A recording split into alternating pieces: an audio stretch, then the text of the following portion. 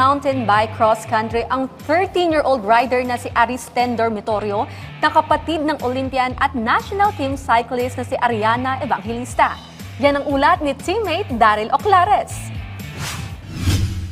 Pinatunayan ng 13-year-old rider na si Aristen Dormitorio na handa na siyang sumunod sa yapak ng kanyang ate na si Ariana Evangelista na isa sa mga batikang siklista sa pambansang koponan. Pinangunahan ni Dormitorio ang women's 12 to 13 mountain bike cross country na kanyang tinapos sa loob ng 25 minutes at 4.74 seconds.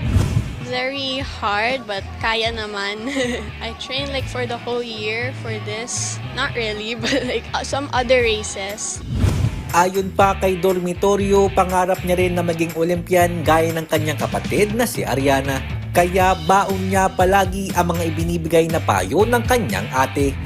Probably like stay relaxed. Like that's the key, relax lang.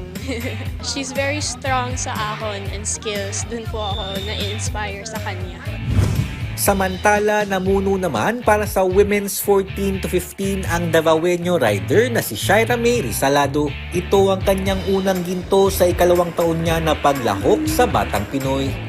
Masaya po syempre kasi pinaghirapan ko to Training yung dito kaya masayang-masaya. Thank you din po sa coach ko at sa Davao City Sports.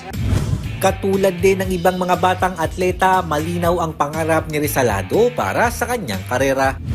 Maging talaga Olympic champion. Yun yung pangarap ko Sino idol ng Olympian sa event? Si Shane Yao.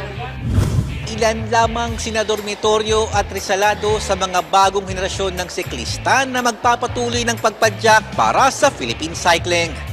Mula rito sa Puerto Princesa City, Palawan, Daryl Oclares para sa Pambansang TV sa Bagong Pilipinas.